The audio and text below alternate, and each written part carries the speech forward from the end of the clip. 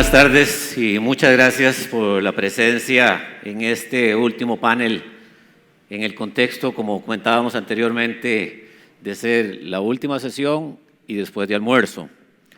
Para este tema, microcrédito y los derechos del consumidor, tenemos un panel integrado por una abogada, Ana Karen, y dos contadores, auditores con especialidad más bien en los temas de administración y finanzas, que son Verónica y Miguel. Y para empatar, yo, que soy abogado, de tal manera que esperamos tener una visión en el análisis de un tema tan vital y tan crucial como la protección del derecho de los consumidores, desde la óptica de quizá los abogados, desde la óptica de los financistas y reguladores y operadores. En el año 2010 o 2011, cuando el Banco Mundial libera un documento denominado Las mejores prácticas de la industria bancaria como especie de guía para esta industria, liberan el dato de que al año 2008 se incorporaban anualmente en el mundo 150 millones de nuevos consumidores financieros. Independientemente de que debería ser más o menos, es evidentemente una cifra astronómica en términos de una masa que se está incorporando a nuevos servicios. Pero también recientemente, cuando AFI libera hace apenas unas semanas el denominado High Level Principles for Digital Inclusion del grupo G20, también se da el dato de que a esta fecha existen 2 billones de adultos en el mundo sin acceso a servicios financieros. Por un lado, 150 millones, se dice que probablemente ahora menos, de personas incorporándose activamente a los servicios financieros, y por otro lado, una masa potencial de 2.000 millones de personas que potencialmente deben ser accesados. Y esa es gran parte de la tarea que ha sido tema de este foro. Y el tema de inclusión y educación, pero ahora me parece evidentemente oportuno también cómo estamos protegiendo a esos 150 millones de consumidores que se están incorporando anualmente, más los que ya existen, y qué protección vamos a dar, y si se necesita, para cuando vayamos incorporando a esos 2 billones de potenciales nuevos consumidores de los servicios financieros. Para eso, iniciamos dándole la palabra a Verónica para que comparta la experiencia regulatoria y operativa que ella tiene en Nicaragua.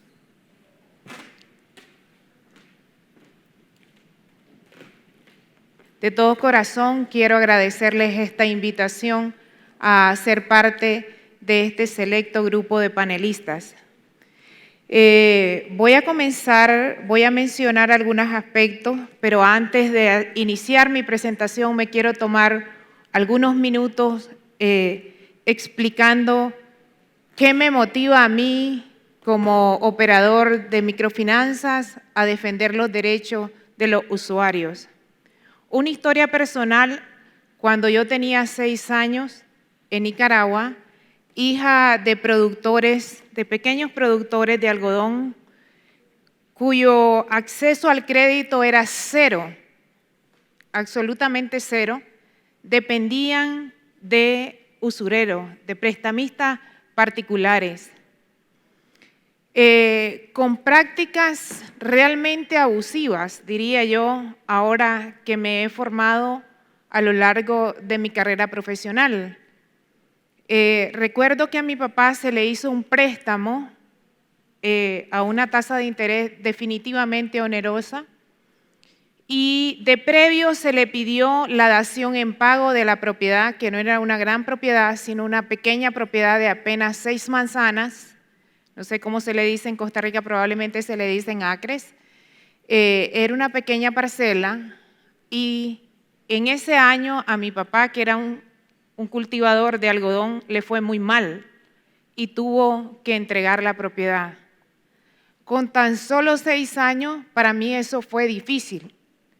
y tenía una mamá con muchas agallas. Y ella dijo, no podemos perder una propiedad si estos intereses son onerosos, son realmente excesivos. Mis padres, de apenas primaria de calificación, de formación académica, tenían un sentido de común y un sentido de justicia. Francamente que para mí fue difícil hacer las maletas y salir de esa propiedad.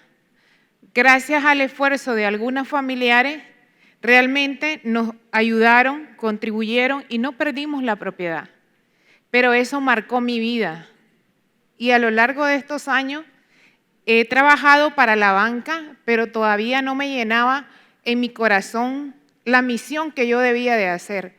En ese sentido, después de 11 años de trabajar en la banca, encontré una organización que se llama MEDA, que es la Organización Menonita para el Desarrollo Económico, que realmente tiene como filosofía dar la caña para pescar y no el pescado, que es muy similar al microcrédito. Eso realmente me llenó y me llevó a mí a encontrarme a mí misma y saber cuál era mi misión en este planeta. Así es que para mí es realmente un placer estar acá y por eso apreciaba con mucho entusiasmo al señor Javier Cascante decirle, realmente agradezco esta oportunidad de compartir la experiencia.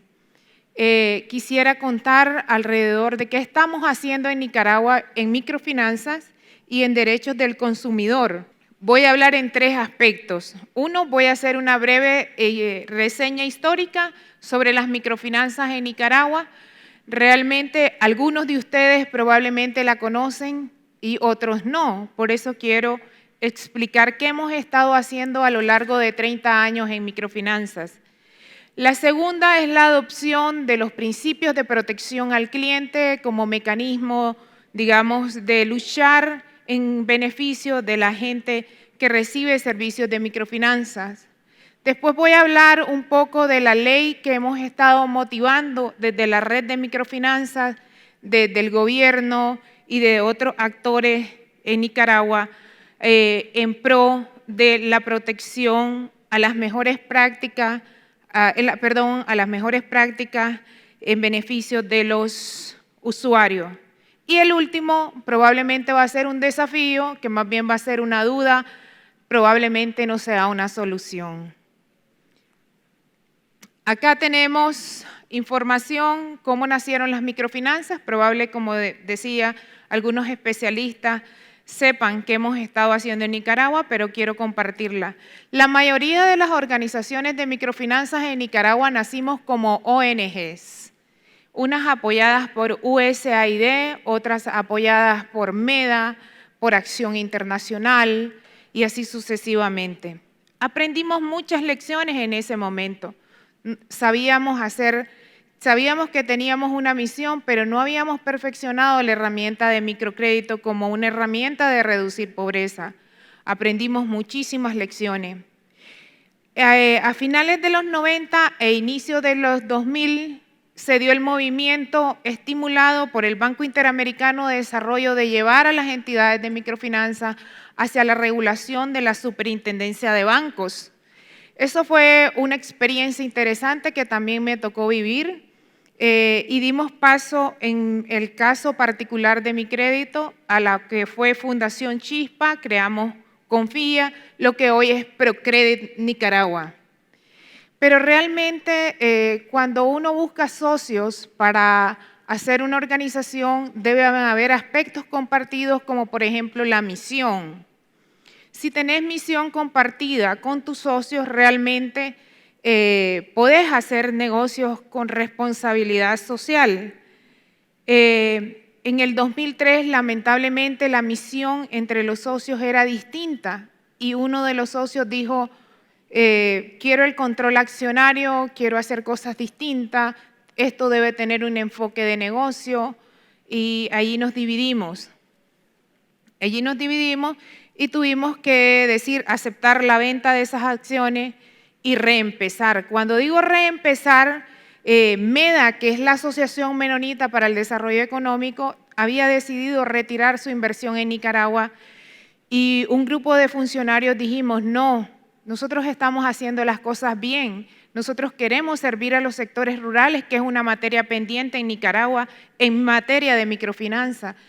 Queremos que esas acciones que hay realmente se puedan quedar en Nicaragua. Y ellos dijeron, pongan plata ustedes. Si creen tanto, pongan plata ustedes.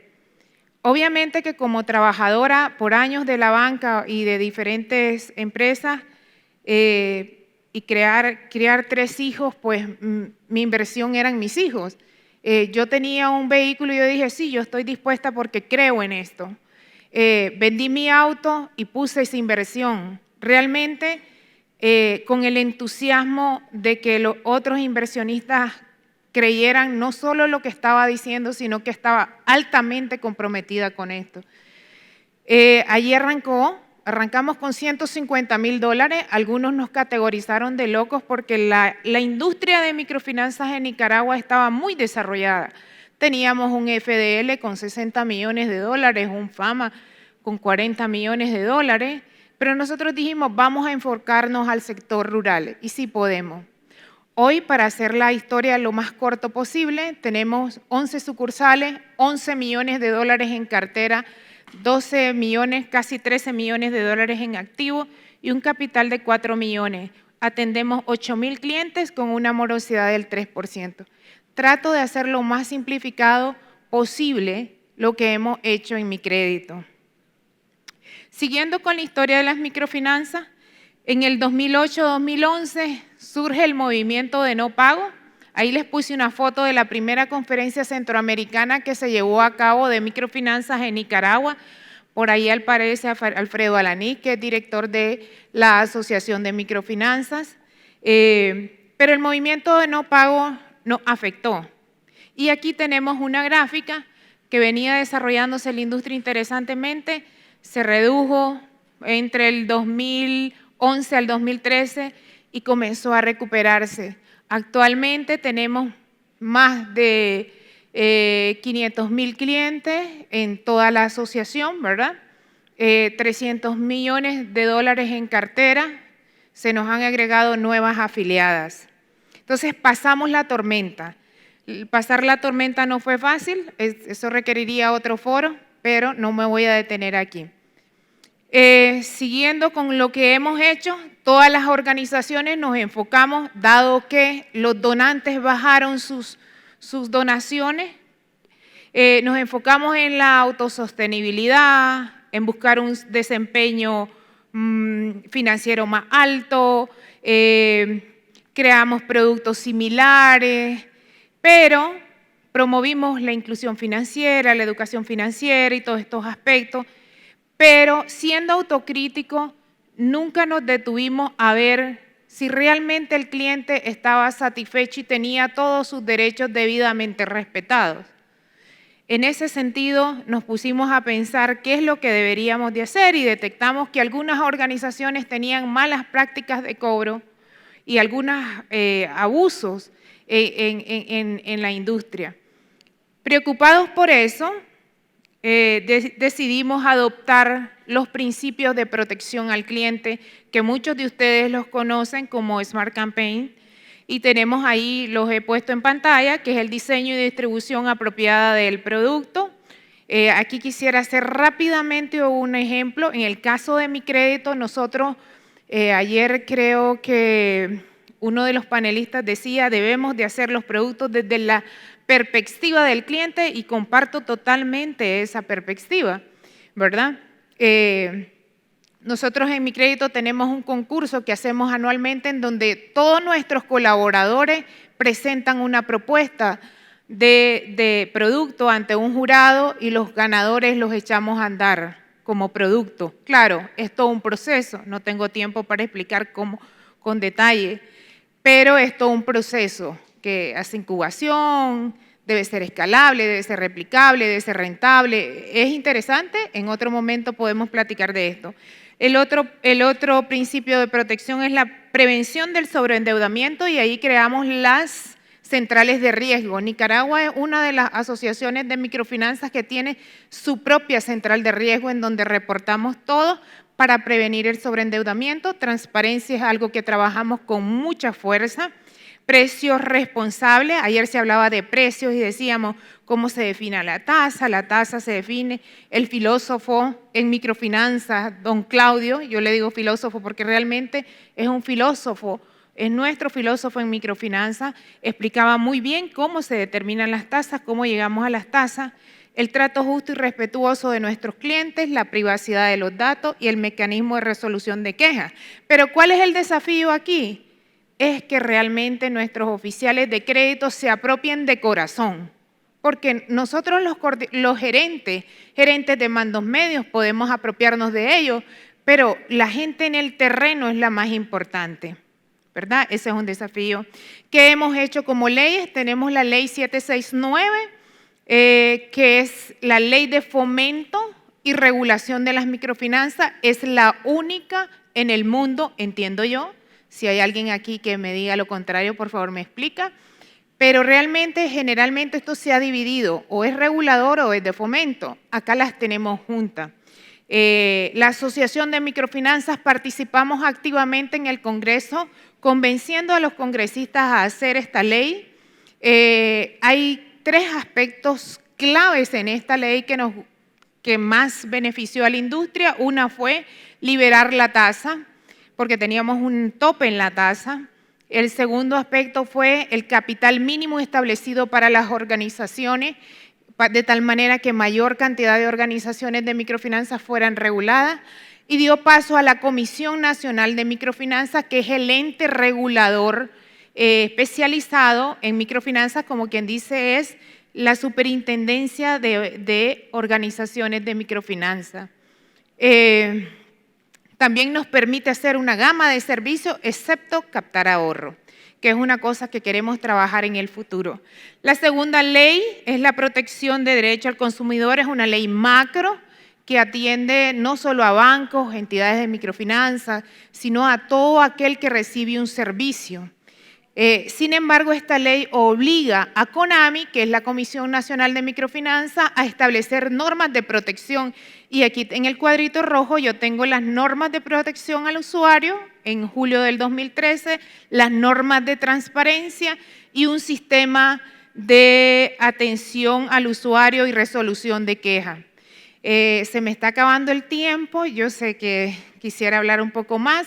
En resumen, quisiera decir que esto ha generado que nuestra industria, en adición a ayudar a cambiar sus vidas, realmente seamos capaces de proteger a ellos todos sus derechos.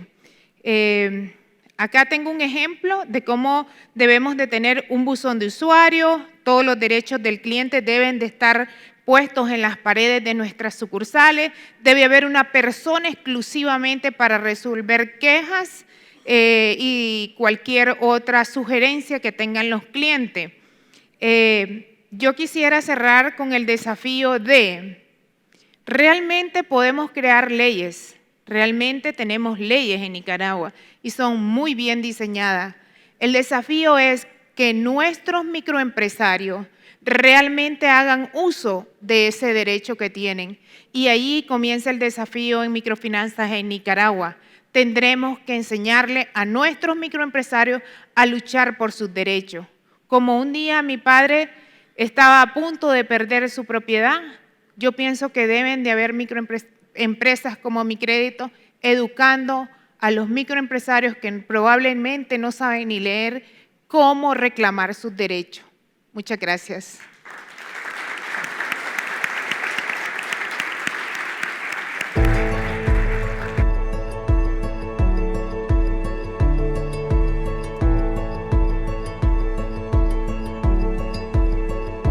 Y finalmente me gustaría resaltar muchísimo el papel que juega la educación financiera en todo esto. Cómo la educación financiera de alguna manera resuelve esa tensión que se genera entre consumidor financiera y entidad. Y es algo en donde nos encontramos en un interés común y es que la persona adquiera autonomía, habilidad de decisión, información y que pueda hacer un uso adecuado de los productos y servicios que nosotros tenemos para ellos. Es un facilitador también del ciclo de inclusión financiera porque potencia tanto el acceso como el uso responsable de los productos y servicios, a las entidades nos permite acercarnos de una manera mucho más realista a las necesidades de las personas y desde allí mejorar con calidad la oferta de valor y, por supuesto, también esta relación de protección al consumidor financiero nos permite medir cómo estamos contribuyendo a su desarrollo. Pues entremos en materia y vamos viendo un poco la estructura en que Colombia ha definido este régimen de protección al consumidor financiero. Ustedes pueden ver aquí, nosotros tenemos básicamente tres leyes que enmarcan la estructura de nuestro sistema de protección al consumidor financiero. Existe una ley especial y esa ley especial es así porque en Colombia, y creo que en muchos países lo es también, los servicios financieros son un servicio público. Luego, esta ley especial es una ley del orden público, mientras que existe también una ley suplementaria que es la Ley General del Estatuto del Consumidor.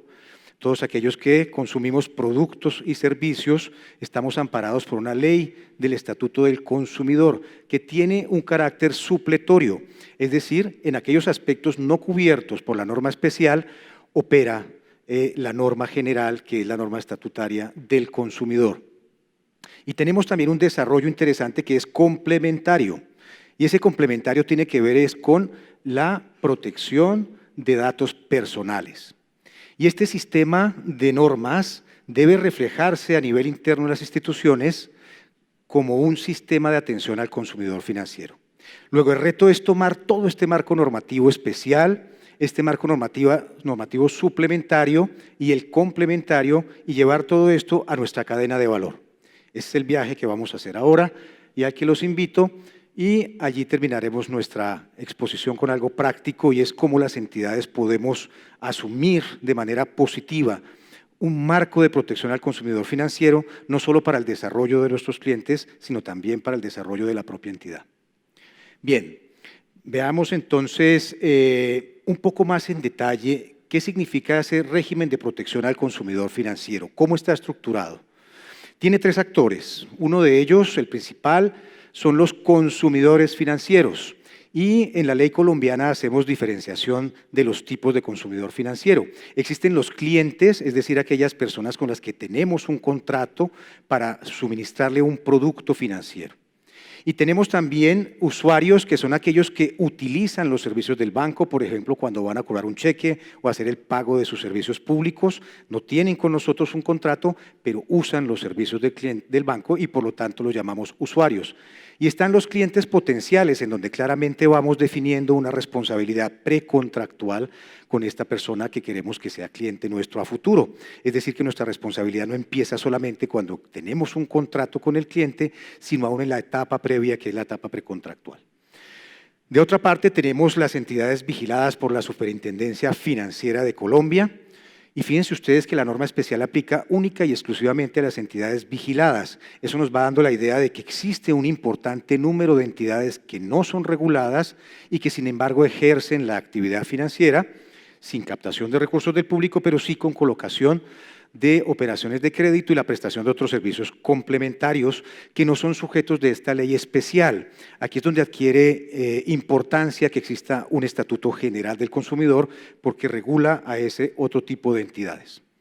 Y finalmente hay una figura que todos conocemos, la del ombudsman, que en nuestro caso es el defensor del consumidor financiero.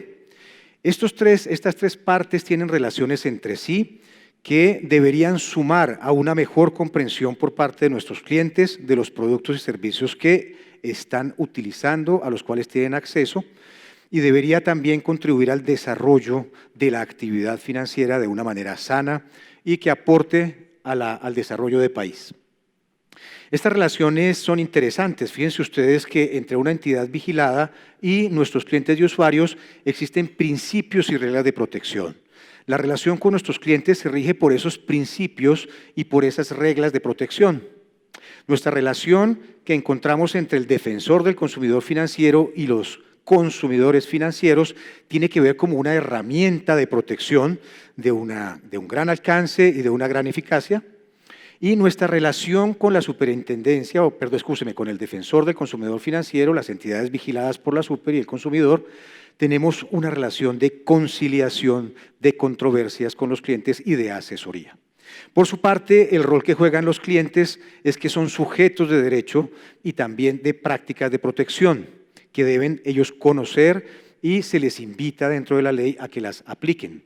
El defensor del consumidor financiero, por su parte, tiene la facultad, más allá de ser un consultor y alguien que resuelve controversias, también de proponer cambios normativos en pro de la mejora de la protección al consumidor financiero. Y por su parte, las entidades vigiladas tenemos unas obligaciones especiales en razón al tipo de actividad que desarrollamos, como es la intermediación financiera. Veamos un poco de qué se tratan esos principios y reglas generales de protección. La primera de ellas tiene que ver con la debida diligencia, y esa debida diligencia hace referencia a que tenemos que garantizar, asegurar la satisfacción del cliente con lo que nos comprometimos a ofrecerle a través de la oferta, a darle a través de la oferta de valor. Tenemos que darle seguridad en sus transacciones y tenemos que ofrecerle calidad. Es decir, tenemos que ir más allá del acceso y el uso y tenemos que cerciorarnos de que la calidad de lo que ofrecemos cumple los objetivos, los propósitos de la inclusión financiera. Tenemos que también observar un principio de libertad de acción. Ese principio de libertad de acción opera bilateralmente y es decir, yo puedo escoger mis clientes, los clientes pueden escoger su banco, los consumidores financieros, pero cuando yo le digo no a mi cliente, tengo que justificarle de una manera debida por qué. Cuando le niego un crédito, cuando no le permito que abra una cuenta de ahorro conmigo, cuando no le doy un depósito fijo o no lo amparo con un seguro, tendría yo que justificarle por qué no lo hago. El tercer principio nos habla de transparencia e información cierta, suficiente y oportuno. Y básicamente esa transparencia, esa certeza, suficiencia y oportunidad tienen que ver con que él conozca sus derechos de manera clara respecto de cada uno de los productos que yo le ofrezco y le vendo, respecto de las obligaciones que él adquiere de pagar, depositar, informar, actualizar y respecto de los costos en los cuales incurre él por el uso de los productos y servicios financieros, los que le cobro, los que no le cobro, cómo le cobro, los métodos de cobro. Entonces aquí la educación financiera empieza a perfilarse como una herramienta muy importante, porque si vamos viendo esto de cara a nuestro cliente, que es el microempresario, pues entendemos que esto tiene una complejidad de explicación. Si lo explicamos desde el derecho, desde la ley, desde la norma, va a ser muy confuso.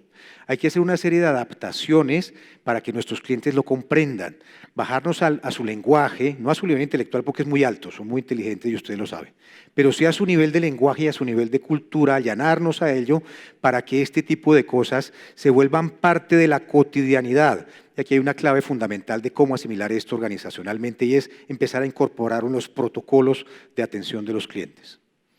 Tenemos otro principio y es la responsabilidad por el trámite de quejas. Nosotros, las entidades financieras, somos responsables de atender con oportunidad las quejas, oportunidad y eficiencia, las quejas, peticiones, reclamos, solicitudes de nuestros clientes. Y también tenemos que hacerlo dentro de un proceso de mejora continua. Un dato interesante es que tenemos 15 días por norma, por reglamentación, como límite para atender una solicitud, petición, queja o reclamo de un cliente o de un consumidor financiero, y la mayoría de la banca estamos por debajo de los 10 días en la resolución de estos temas. Se hacen fuertes inversiones porque es que también aquí se van revelando elementos de mejora continua para el proceso, elementos diferenciadores en la calidad de nuestros productos y servicios que tenemos que capitalizar. El quinto principio tiene que ver con el manejo adecuado del conflicto de interés.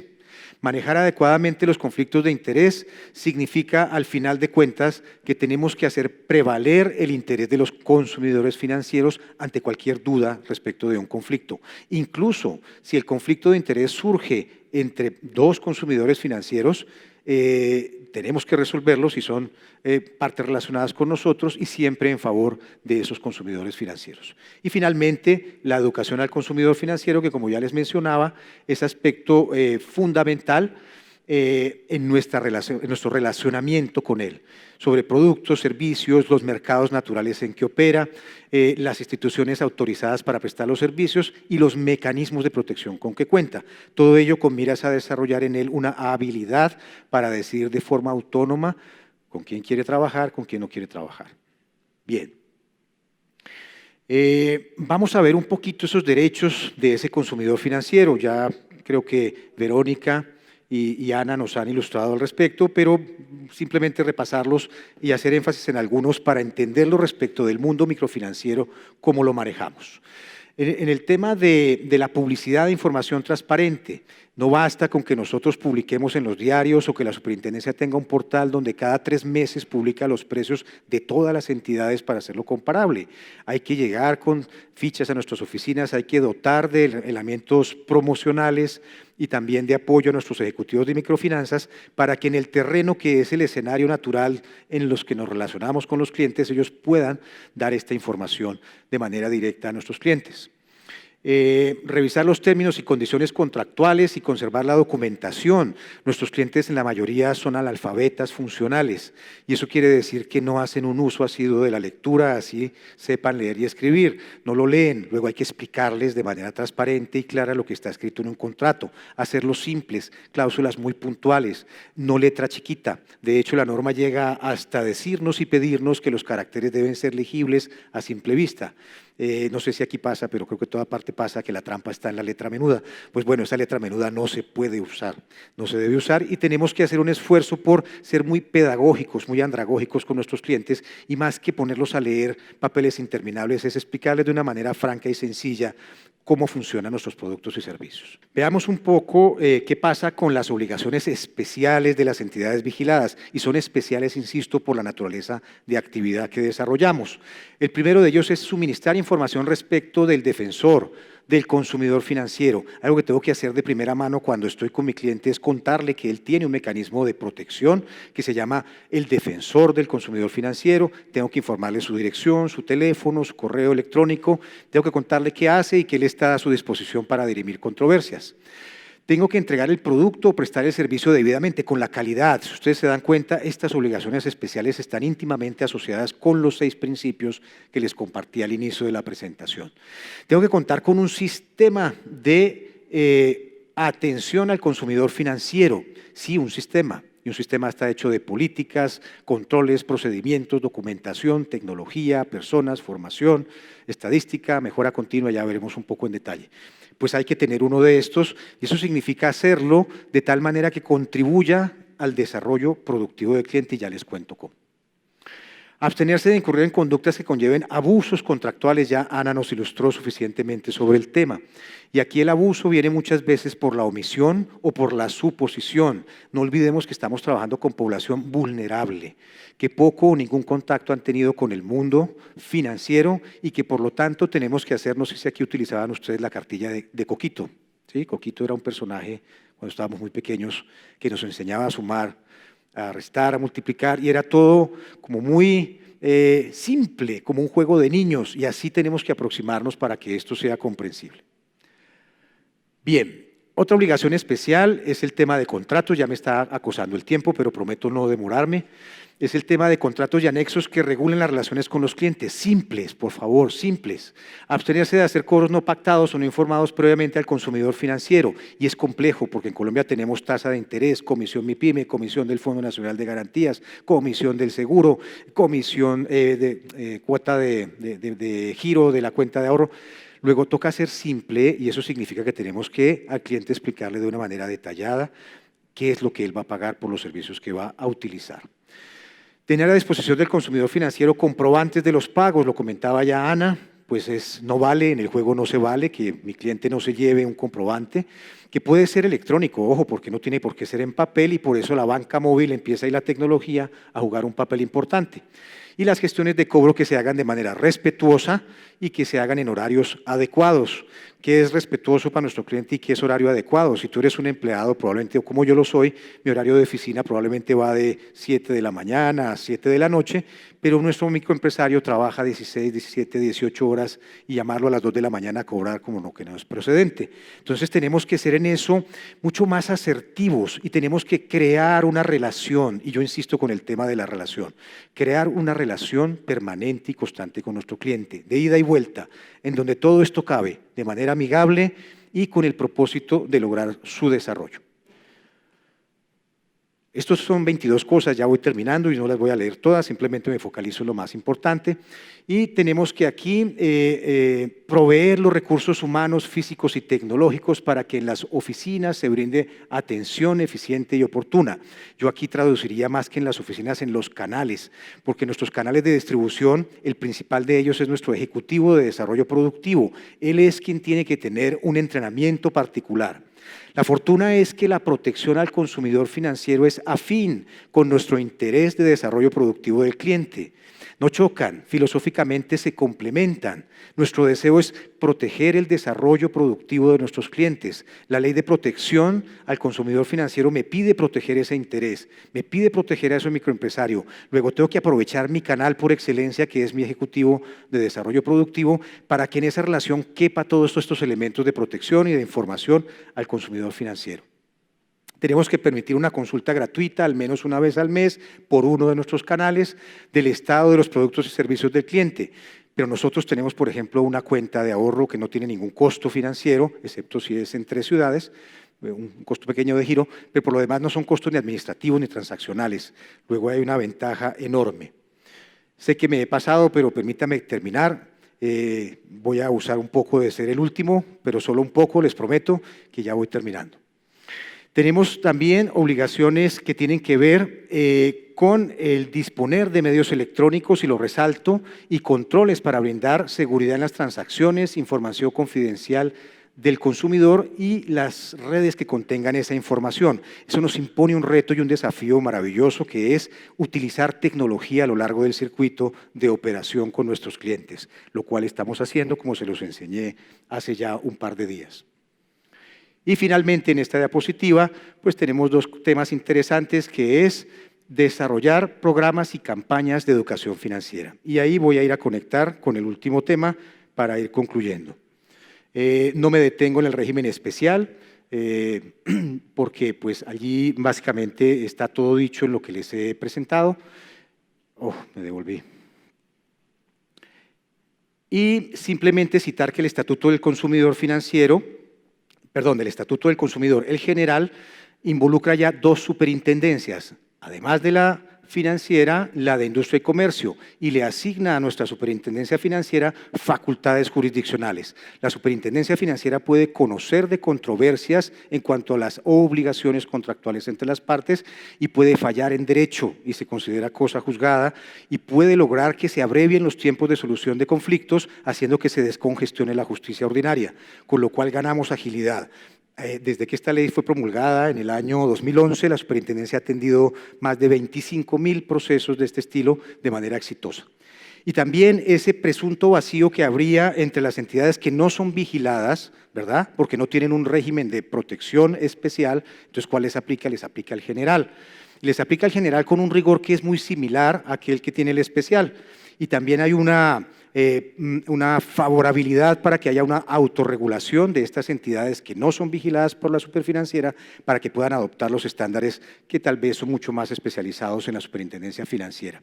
Algo que me parece interesantísimo y les comparto es que aquí hay cosas suplementarias que no tenemos en la ley especial, y es todo el tema de deberes en cuanto al comercio electrónico. El comercio electrónico como elemento que empieza a constituirse en la creación de plataformas de prestación de servicios financieros, a nuestros microempresarios, pues estaría sujeto a esta reglamentación, que por cierto es bastante detallada y profunda. Bien, y ya para ahora sí terminar, simplemente les compartiría que Nosotros tenemos una protección de datos personales que se centra no solo en los datos de la persona, sino en las bases de datos que contienen esos datos de las personas. Que hay 4 actores en esto, que es el titular del dato, el responsable del tratamiento, el encargado de ese tratamiento, y esto lo controla y lo vigila la Superintendencia de Industria y Comercio. Escapa al radio de acción de la Superintendencia Financiera y entra a ser parte de la gestión administrativa de la SIC o Superintendencia de Industria y Comercio. Tenemos unos principios para tratar esos datos personales, que es la legalidad y finalidad legítima, es decir, esto está arreglado y se tienen que acopiar datos con la autorización de nuestro cliente o titular. No se pueden tener listas negras, que pesar, no se pueden tener listas negras, no puedo tener eso, tengo que tener la autorización y el consentimiento del titular. Tiene que ser libre, tiene que ser una autorización libre e informada por parte de ese titular. La información tiene que ser veraz, clara, completa, comparable. Tenemos que tener transparencia, es decir, yo como titular debo tener acceso a esa información que tienen registrada de mí en las bases de datos y tengo que poder pedir que se actualice, se modifique o se elimine si tengo argumentos. Tiene que haber acceso y circulación restringidos, es decir, la información importa muchísimo para el responsable del tratamiento y el encargado del tratamiento y debe quedarse entre ellos, y si la voy a publicar y a exponer debería contar con el consentimiento del titular. Tiene que tener seguridad y tiene que ver con los medios electrónicos, recursos físicos, humanos, para salvaguardar la calidad y la confidencialidad de la información, que es el último principio. Y ahora sí, para no demorarlos más, simplemente vamos a cómo aplicamos, y esta es la última diapositiva, cómo aplicamos entonces todo este tema de norma especial, norma general, protección de datos personales, en algo que la organización pueda gestionar y que trabaje a favor de ambos, a favor de la entidad y a favor de nuestro cliente microfinanciero. Pues bien, la receta que parece funcionar y que nos ha funcionado a nosotros tiene que ver con hacer una aplicación reglamentaria interna. Tiene que ver con tomar estos principios del sistema de atención al consumidor financiero, que es todo lo que les he compartido, tomar esos elementos del SAC que establece la regulación, políticas, procedimientos, controles, estructura, infraestructura, capacitación y educación financiera, y colocar esto en la cadena de valor misional. Cuando yo promuevo, tengo que tener presente los elementos del SAC, y cuando estoy promoviendo, estoy haciendo un ejercicio de dar a conocer mis productos y servicios. Tengo que informar, tengo que proteger, tengo que explicar, tengo que empezar a generar una relación de confianza con mi cliente, no solo para venderle productos y servicios, sino para contribuirle en el mediano y largo plazo a su desarrollo productivo. Hablo de mi cliente microempresario. Tengo que en la comercialización ser muy juicioso y contarle el precio, el intercambio, el canal, los derechos, las obligaciones, y eso lo hago en terreno con mis ejecutivos de microfinanzas. En la habilitación operativa tengo que ser muy claro, una documentación simple, sencilla, algo que se lleve y que él tenga un plan de pagos, que sepa que tiene que venir los 15, los 10 o los 12 a pagar esta plata, y si quiere pagar más bien, pero si no, eso es lo mínimo que debe pagar, y que él se lleve eso, lo lamine, lo guarde en su bolsillo y que lo traiga cada vez que paga. Tengo que prestarle servicios de retiro, de depósito, de desembolso, de transferencia, del pago de una indemnización, y le tengo que contar cómo hago eso como parte de mi proceso, no al margen, ni porque la ley me obliga, es parte de mi proceso.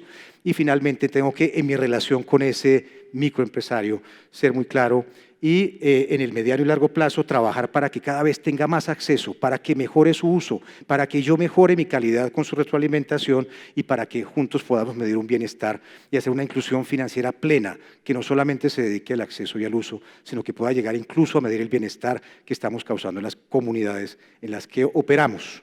Y he hecho trampa, excúseme porque me quedaba otra, pero esta sí es la final y no los demoro más. Tiene que ver con ¿qué es para Bancamía la educación financiera? No es simplemente un requisito de informar, para nosotros es un proceso que es sistémico entre banco y consumidores financieros. Es algo que comprende y nos ayuda a mejorar la comprensión entre clientes y entre banco de productos, conceptos, riesgos y oportunidades. Fíjense usted, nuestros clientes pueden tener oportunidades a través de las ofertas de valor si tenemos la capacidad de ser absolutamente transparentes y francos respecto al potencial que cada uno de ellos tiene y también sus riesgos. Planes, programas y campañas de educación financiera. Tenemos algo que se llama asesoramiento objetivo. Nuestro ejecutivo de desarrollo productivo que está en el terreno en su relación con el cliente se encarga de impartirle educación financiera de una manera muy práctica y de una manera muy, digamos, de alto valor. Don José, ¿usted sabe manejar un presupuesto? No, no sé, ¿quiere saber? No, hoy no, tal vez mañana. Bueno, mañana vengo, yo le explico, le cuento, le dejo un folleto pequeño. Don José, haga la tarea, haga su presupuesto, vuelvo luego. Don José lo hizo, seguramente no lo ha hecho, no importa, yo regreso. Pero cuando vuelva me va a decir, descubrí algo maravilloso y es que yo puedo controlar los gastos que tengo, los ingresos que tengo y puedo generar un excedente. Bueno, yo le puedo recibir ese excedente y podemos ahorrar y venga, le cuento y así seguimos como ese cuento que no es la venta de productos y servicios, sino la introducción al acceso, al uso, a la calidad y al bienestar. Conocer dónde y a quién acudir, que el cliente sepa a quién debe y a quién puede acudir cuando tenga inconformidad, que se informe y que tenga una protección de derechos y una acción eficaz. Y finalmente, en esta pirámide de valor agregado, queremos es que él mejore su bienestar financiero, porque para eso existimos como banco, para que él mejore su bienestar financiero. Y con esto ahora sí termino, les agradezco mucho su paciencia.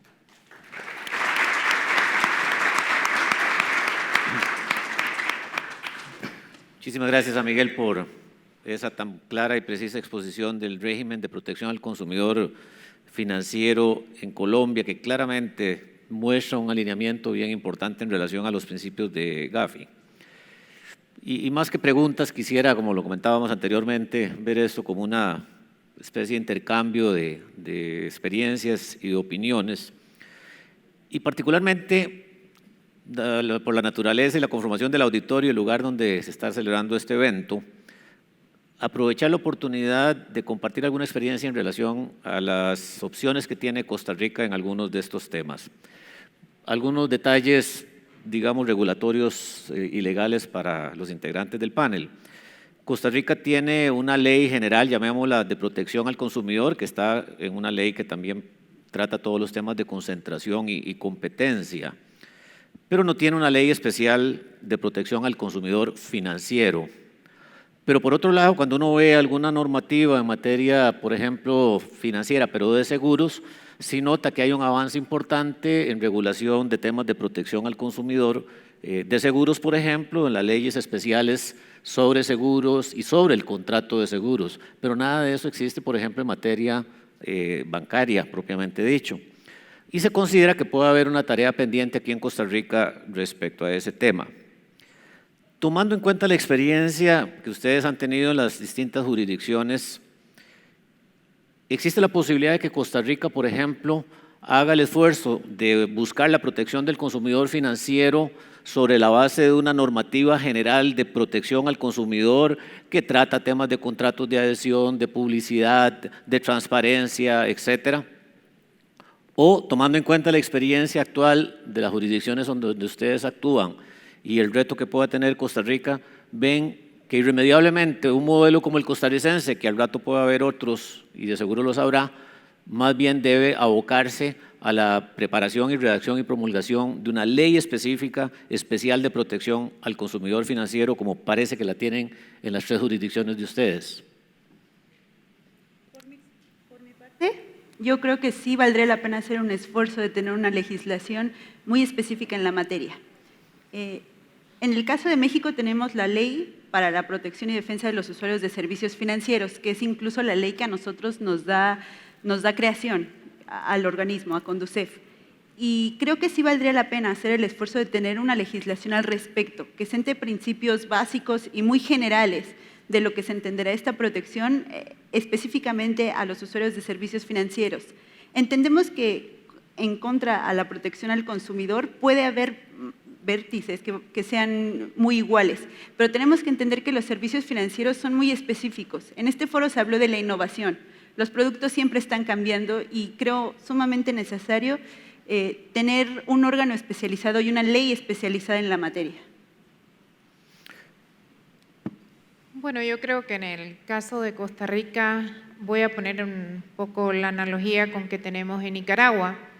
Es una ley similar a la que tiene Costa Rica, una sola ley de protección al consumidor, sin embargo la segmenta en varios aspectos.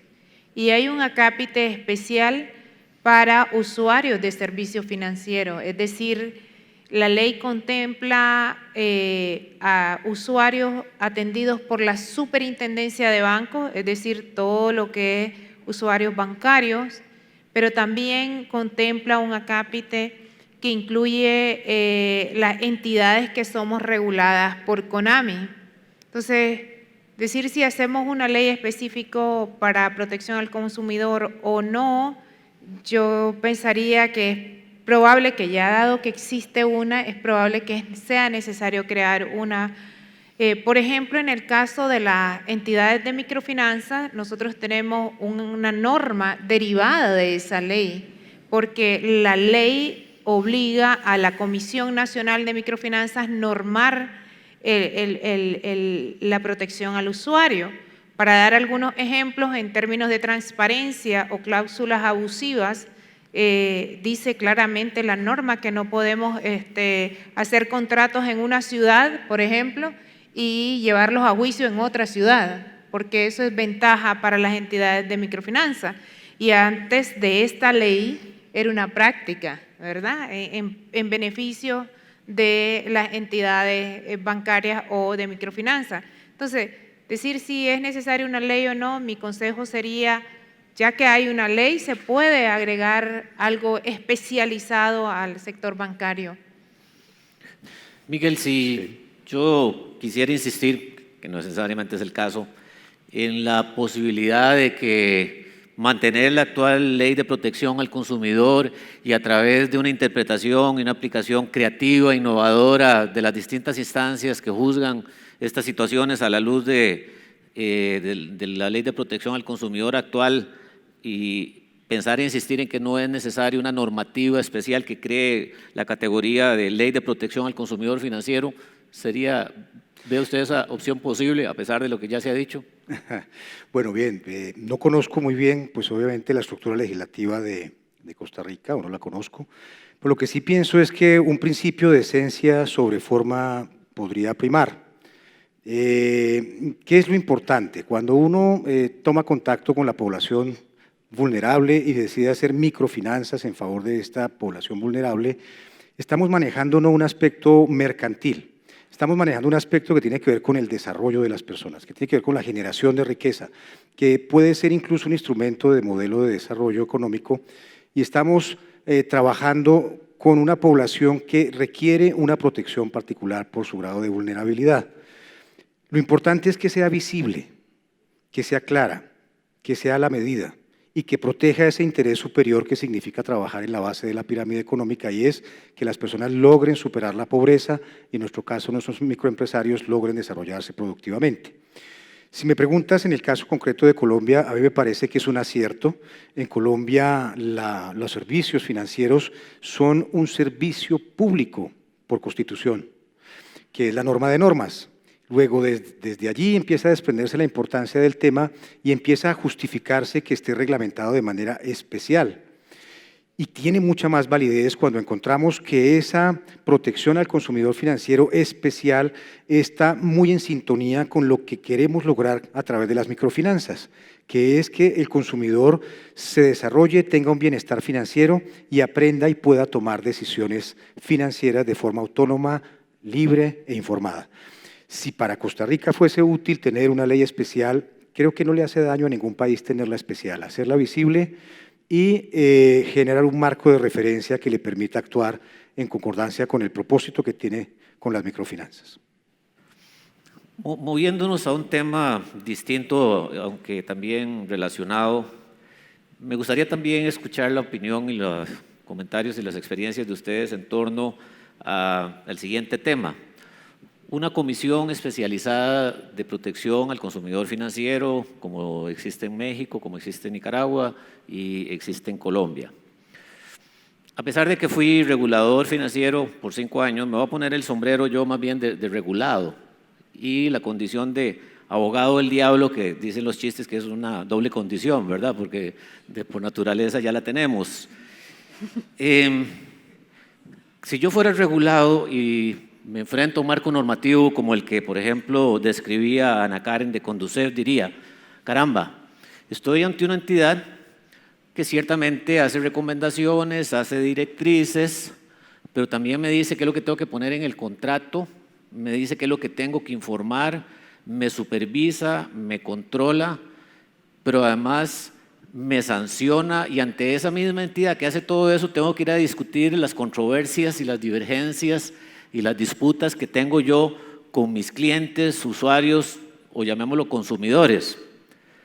Podría tener una preocupación desde esa óptica de que hay una concentración, llamémosla excesiva, de roles y de funciones de alguien que supervisa, educa, monitorea, pero también controla, me dice cómo tengo que hacer mi negocio, lo que tengo o no que poner en cada contrato, pero además cuando surge la controversia con el cliente me juzga.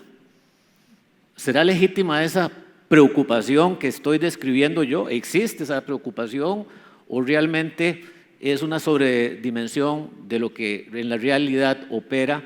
Y tal vez cuál es la posibilidad o la percepción de los, comillas, regulados en las jurisdicciones de ustedes ante este problema, si es que existe. Bueno, bien, pues, tú, Ana. Adelante. Bueno, por nuestra parte, como comisión, ha sido difícil. En un principio, cuando se emitieron todas estas normativas y todo eso, obviamente el sector bancario, las instituciones financieras, hubo una resistencia, vamos a llamarla así, a incluirse a estas nuevas normas y todo eso. Creemos que el fin final, tanto de regulados como de las entidades que son las que supervisan, es finalmente otorgarle un producto al usuario que le sirva, entregarle un producto al usuario que comprenda, porque si el usuario comprende el servicio financiero que está contratando, va a seguir contratando más. Y finalmente nos lleva a la parte de inclusión financiera de la que tanto hemos hablado. La protección a los derechos del usuario puede ser una herramienta para la inclusión financiera. Cuando los usuarios se encuentran en un mercado que les ofrece reglas claras, que es seguro, que tiene organismos a los cuales puede acercarse para una asesoría, para atender sus reclamaciones, para tener cualquier tipo de problema ante la institución, creo que ayuda mucho.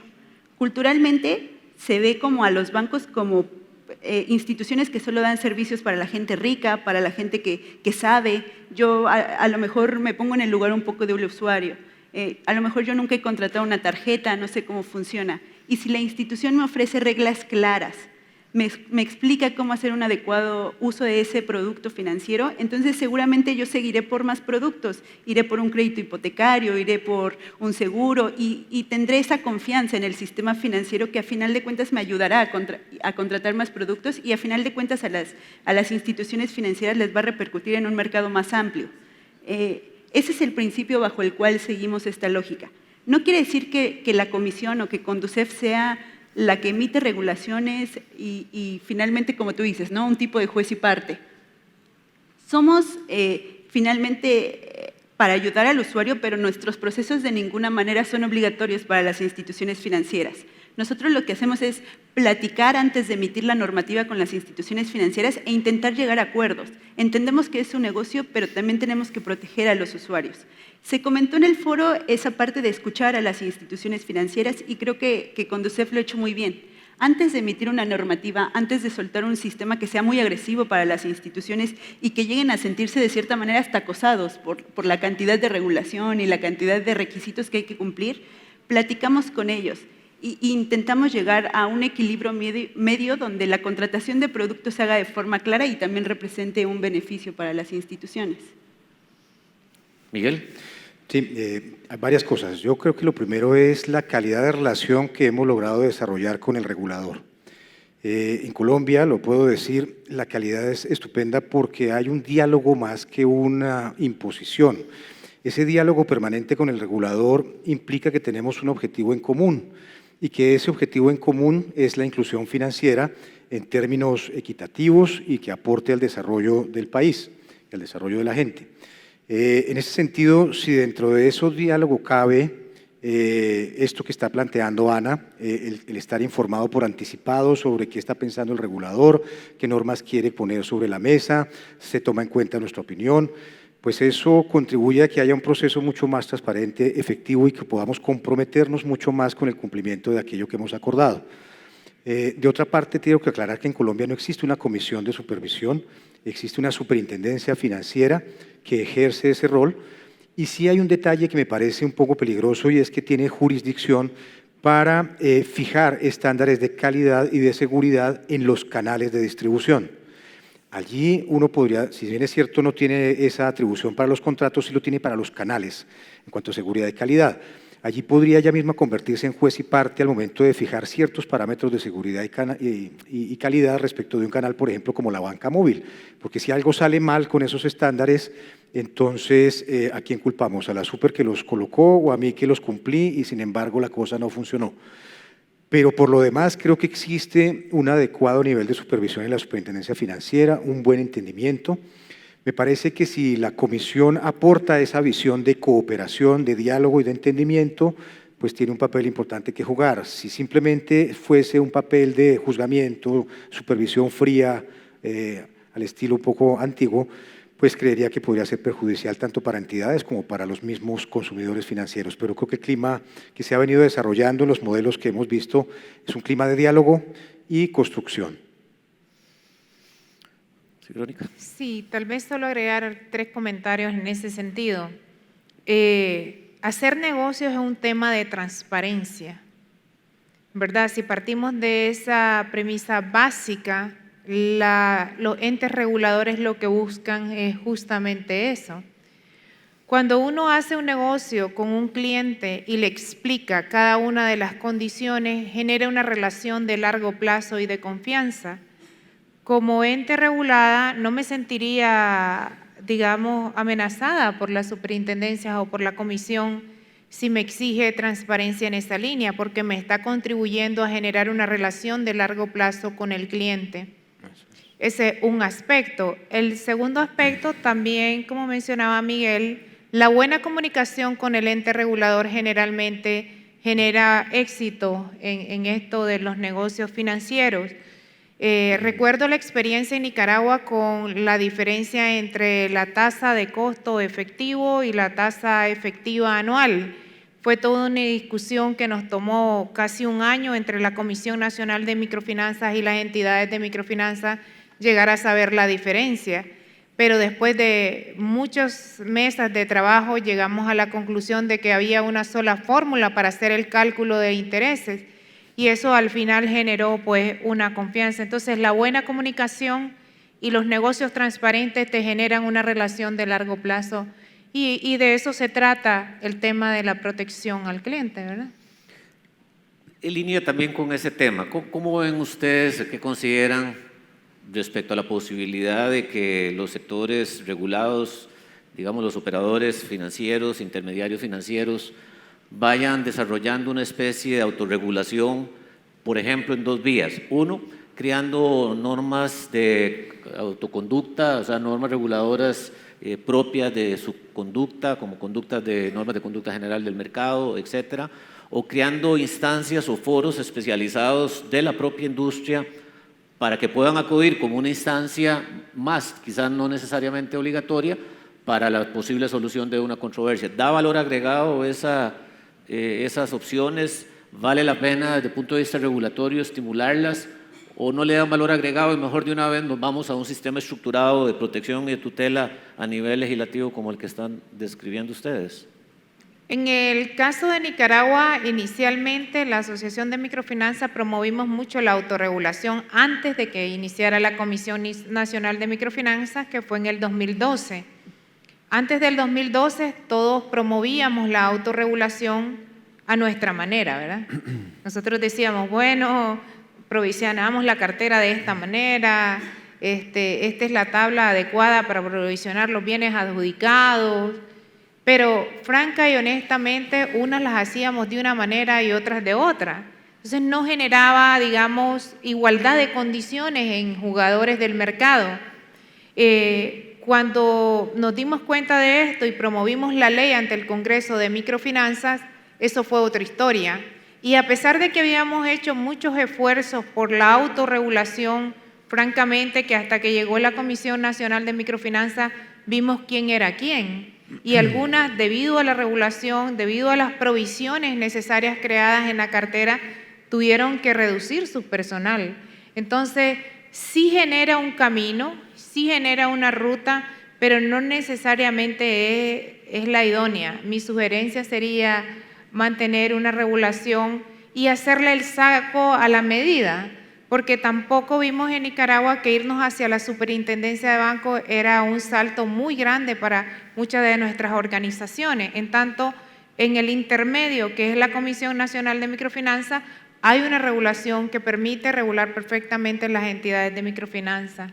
Entonces, la autorregulación sí, pero mejor la regulación de verdad, ajustada a la medida de las microfinanzas. Por mi parte, creo que puede generar un valor agregado acompañado de una legislación. Por ejemplo, voy a poner una anécdota muy rápida. Anteriormente, el microcrédito no estaba incluido dentro de las disposiciones en materia de transparencia. Entonces, convocamos a todas las instituciones financieras a firmar unos lineamientos que de ninguna forma eran obligatorios, sino se trataba de un compromiso que varias instituciones asumían para que el otorgamiento de estos microcréditos se hiciera de manera respetuosa, de manera transparente. ¿Y qué fue lo que pasó? Que vimos que muchas instituciones financieras realmente tenían el interés y tenían el compromiso de hacerlo. Celebramos estos lineamientos y obviamente el incumplimiento no generaba ninguna sanción. Pero ese antecedente, esos lineamientos que se firmaron, fue lo que nos abrió la puerta a que los microcréditos pudieran ser incluidos dentro de esta norma en transparencia. Entonces, creo que puede ser un buen inicio, la autorregulación, por supuesto, el que las instituciones se acerquen a sus entidades supervisoras, creo que puede ser un buen inicio para llegar a generar legislación que vaya enfocada a cubrir las necesidades de los usuarios de servicios financieros. A lo largo de estos 3 días hemos hablado de valores muy importantes, tales como la confianza y la transparencia. Si nosotros tenemos claridad sobre el sentido de la política pública, si eso es claro, si es razonable y si compartimos que es el camino, creo que aporta mucho más un proceso conjunto de construcción. Creo que no hay que inventar la rueda, existen ya unos estándares muy razonables a nivel internacional sobre lo que es la protección al consumidor financiero, que se pueden adoptar rápidamente, nos rinde incluso más. Podemos hacerlo más rápido que haciéndolo autorregulatoriamente. Se adoptan y se hace una mejora continua y donde yo sí creo que tienen que jugar un papel importante las entidades es en la agremiación, en su actividad gremial. Y desde su actividad gremial ser propositivos, críticos por supuesto, y también muy propositivos en cuanto a qué sentido debería tomar la reglamentación de acuerdo con las condiciones particulares de los mercados y los tipos de clientes, en una construcción conjunta con el regulador más que con una autorregulación. Y creo que lo que sí le corresponde a cada entidad en particular es resolver en su cadena de valor esa presunta disyuntiva que genera la protección al consumidor y mi negocio, como si mi negocio fuera en contra del consumidor. No, al contrario, mi negocio tiene que ir a favor del consumidor financiero y el consumidor financiero tiene que hacer viable este negocio para mutuo beneficio y desarrollo. Luego yo tendría que reflejar a través de mis políticas internas, procedimientos, procesos, controles, formación de mi gente, ese estándar de protección al consumidor financiero como un elemento clave estratégico del desarrollo del negocio a través del desarrollo de mis clientes. Muy interesante, hacía la pregunta o el comentario en el contexto que se ha mencionado de que en realidad la realidad es la que debe ir adelante y el regulador un pasito detrás, y pensaba desde el punto de vista de estrategia regulatoria, ¿por qué no decirle a la industria, cree usted sus propios conductas?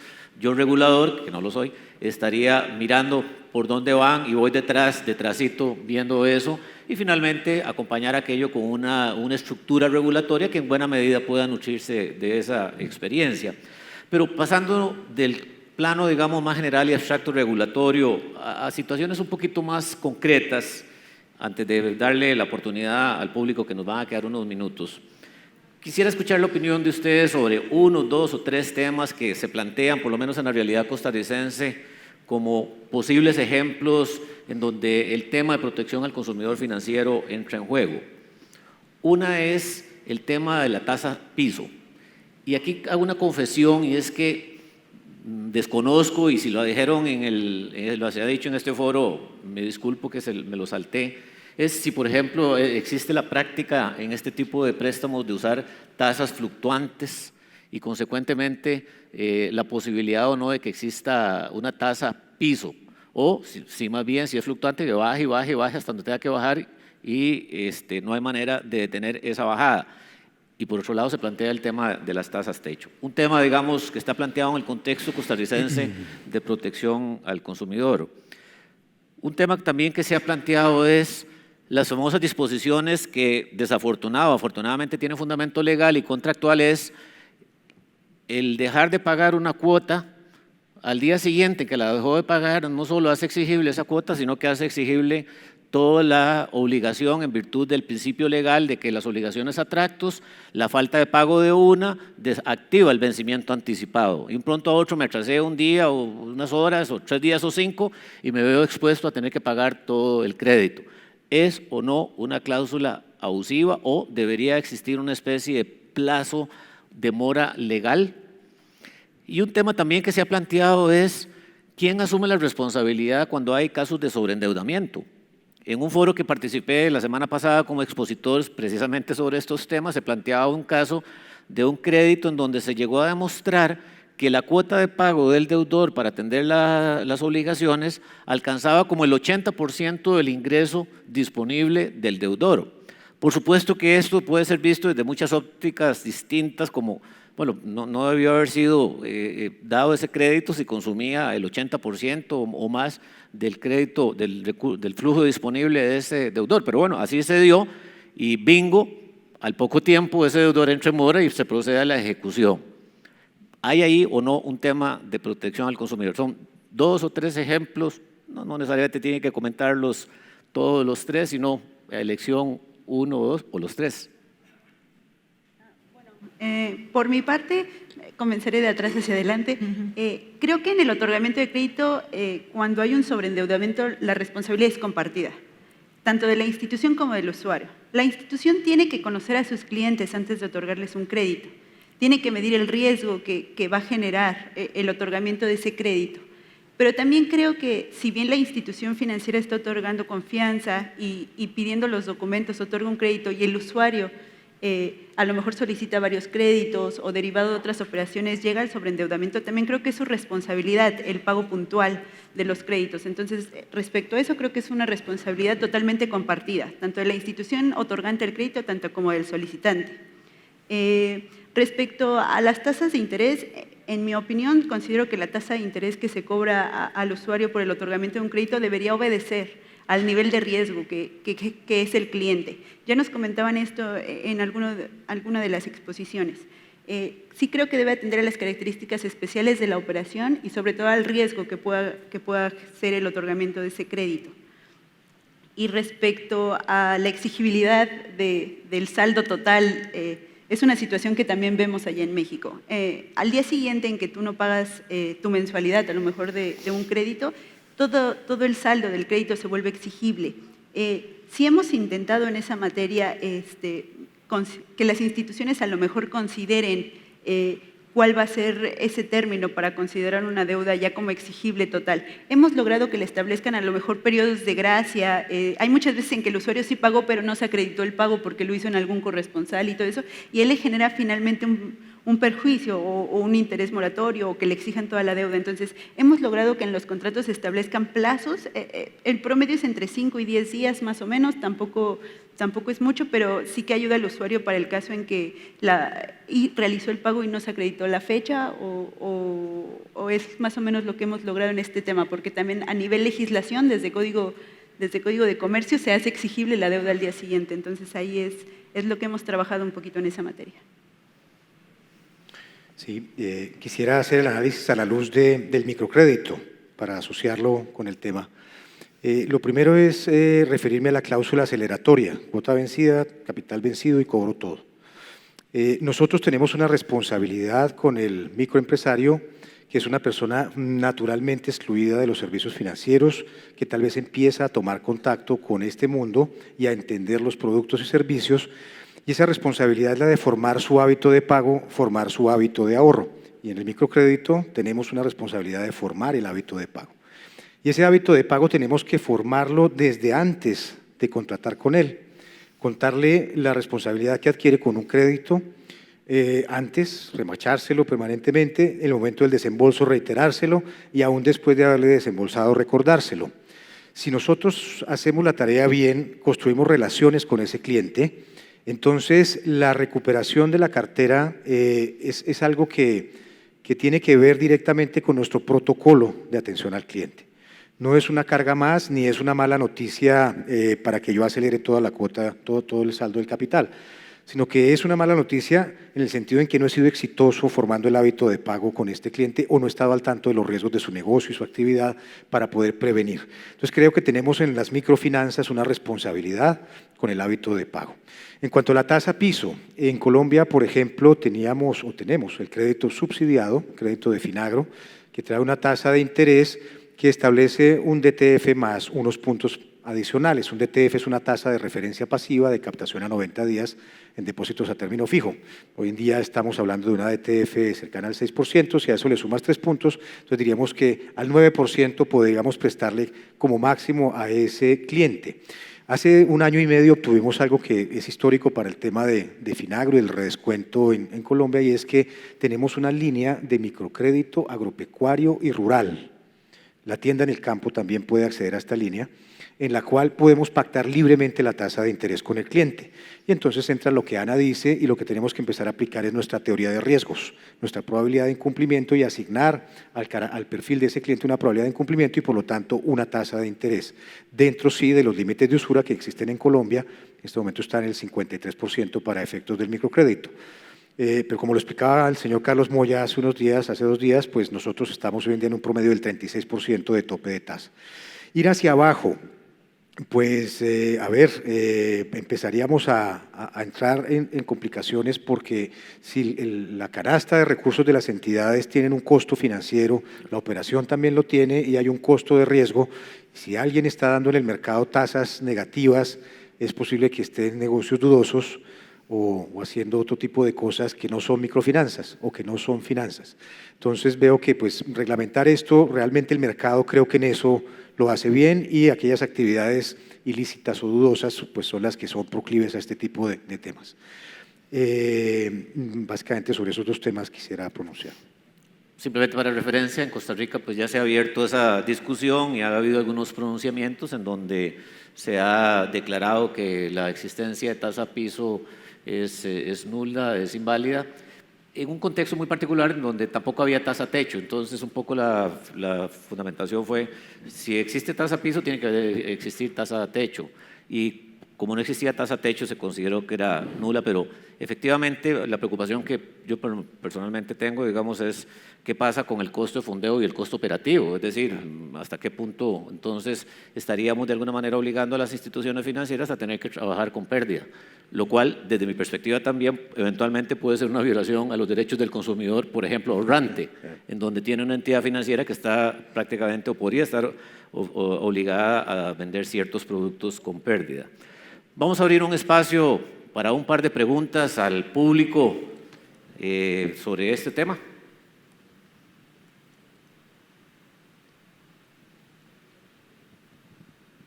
Hola, buenas tardes.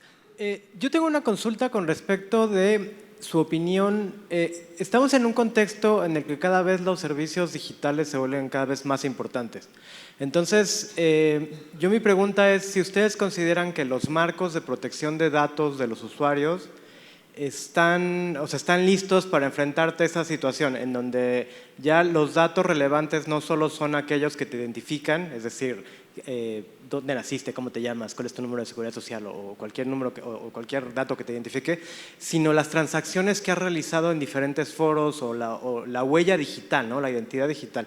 Entonces me gustaría conocer su opinión con respecto a este tema, si los marcos vigentes de protección de datos en particular, pero en general de protección del consumidor de servicios financieros, están listos para enfrentar el reto que se plantea.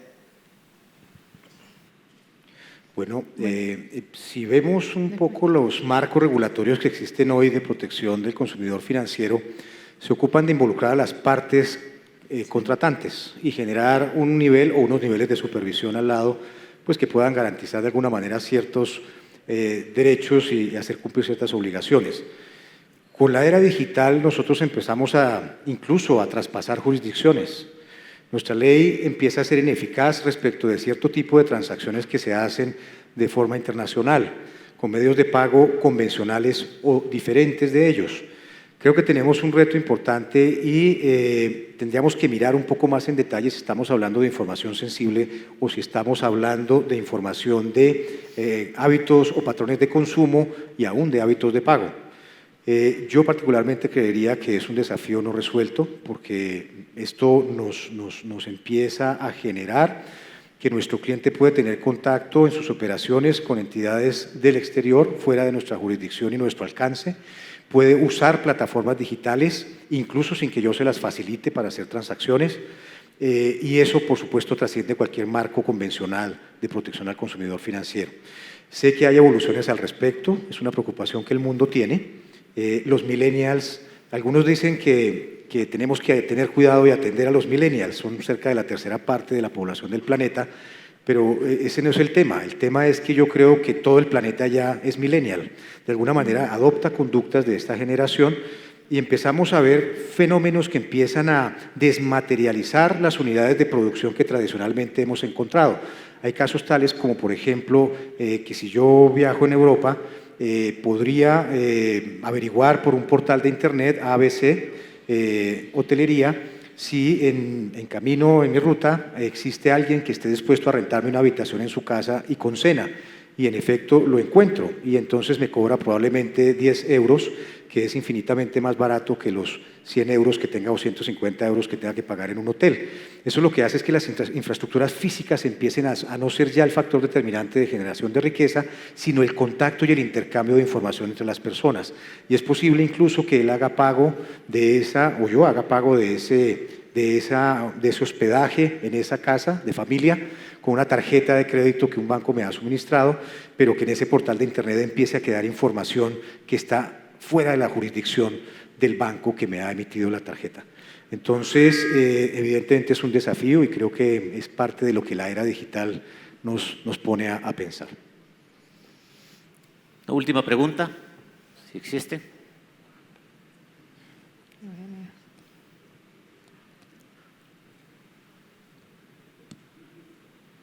Bueno, buenas tardes.